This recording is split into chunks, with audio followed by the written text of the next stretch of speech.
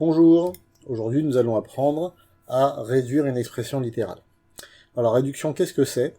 C'est quelque chose qu'on fait lorsqu'on a une somme de termes algébriques qui ont la même lettre, qu'on va pouvoir calculer ensemble. Alors je vous donne un exemple.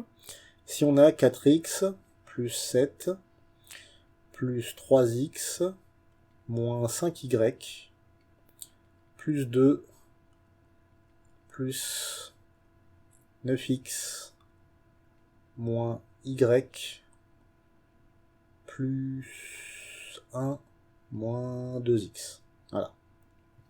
Je fais quand même relativement grande, mais comme ça on a de quoi travailler. Alors, qu'est-ce qu'on va repérer là-dessus? On va repérer déjà qu'on a plusieurs termes en x. Donc on a le 4x au tout début, puis après on a encore plus 3x, et puis encore plus 9x, et puis encore moins 2x. On prend toujours le signe qui est avant avec. Donc ça c'est le terme en x. Ensuite on va mettre en jaune les termes en y. Donc ici on a moins 5y plus moins y. Et on va mettre en orange les constantes, on va dire. Donc on a plus 7 ici, plus 2 là, et plus 1 là. Voilà.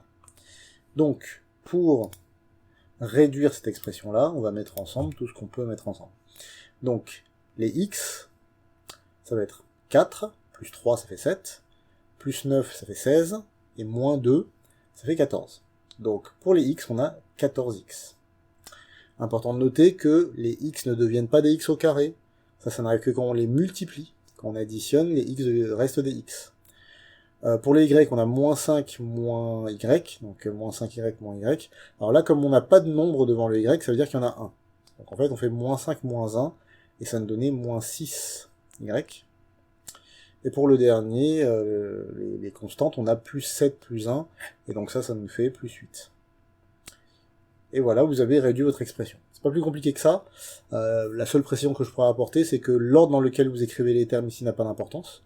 Vous pouvez écrire à la place moins 6y plus 14x plus 8, ou encore autre chose, 8 plus 14x moins 6y. L'ordre n'a vraiment pas d'importance. Il faut juste que vous ayez le bon nombre, qui soit attaché à la bonne lettre, et c'est correct. Autre précision, avec un autre exemple, si vous avez quelque chose comme ceci, donc 4x au carré, moins 6x, plus 3x au carré, plus 4x, moins 5. Si vous avez ça, on ne peut pas prendre ensemble et calculer ensemble les x et les x au carré. Ce n'est pas possible. Donc là, les x au carré vont aller avec des x au carré. On ne peut pas mélanger. Donc ça vous donne 7x au carré. Et les x vont aller avec des x. Donc moins 6 plus 4, ça fait moins 2. Et comme le moins 5, il n'y a pas d'autres nombres pour aller avec, il n'y a pas d'autres constantes pour aller avec, bah ça va pas bouger, ça va rester moins 5. Voilà.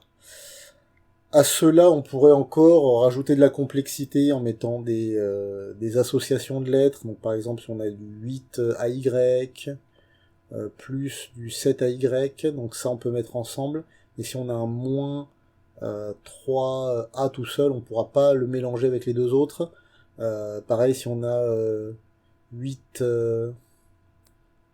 AX carré, là le carré il est que sur le X. Si on fait plus 4 qu'est-ce qu'on pourrait mettre? BX carré. Là, ça marche pas non plus. Il faut vraiment qu'il y ait exactement la même association de lettres pour que ça puisse fonctionner. Donc, si vous avez exactement la même association de lettres et avec les mêmes puissances sur les lettres, c'est bon. Si vous avez une différence de puissance ou une différence de lettres, ça ne va pas fonctionner. Et autre chose que vous pourriez avoir, vous pouvez également avoir évidemment des fractions dans ces calculs-là. Donc, si vous avez par exemple 4 cinquièmes de x moins 2y plus 1 tiers de x moins 5 sixièmes de y. Là, il va falloir mettre ensemble les x et ensemble les y, mais vous avez des fractions là-dedans. Donc il faut vous rappeler de vos règles de calcul sur les fractions. Ici, on voudrait mettre celui-ci et celui-ci ensemble. Ils n'ont pas le même dénominateur, donc il faut les mettre au même dénominateur. Donc on fait x3 x 3. Et ici x5 x5. Voilà. Et pour les y, on a le même problème. On a un y qui est en forme de fraction, on a 5/6 ici, puis un autre qui est en forme d'un nombre normal. Donc si on veut faire le calcul, il faut mettre ça en fraction, on met 1 en bas, et puis on met au même dénominateur en faisant x6 ici. Et après on va pouvoir faire le calcul. Donc ça va nous donner, je vais mettre ici, donc on fait les x d'abord, donc là on a 12 plus 5, donc 12 plus 5 ça fait 17, et au dénominateur on a 15, donc ça fait 15 sur 17, x, et pour les y on a du coup moins 12, moins 5, j'ai pas fait exprès, on a la même chose en fait, ça fait moins 17, et cette fois-ci c'est sur 6. Et ça c'est pour les y. Voilà. Voilà, donc on peut encore imaginer d'autres exemples plus compliqués, mais vous avez compris le principe. La réduction, ça s'opère lorsqu'on fait des additions avec des termes qui ont des lettres qui sont les mêmes.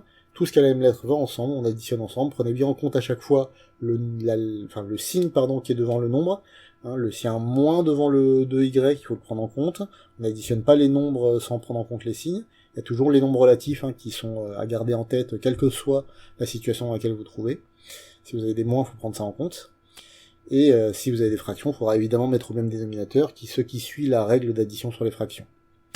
Voilà. Comme d'habitude, si vous voulez réussir à faire ce genre de choses, il va falloir vous entraîner. L'entraînement rend performant, comme je le dis toujours, et je vous souhaite une bonne journée.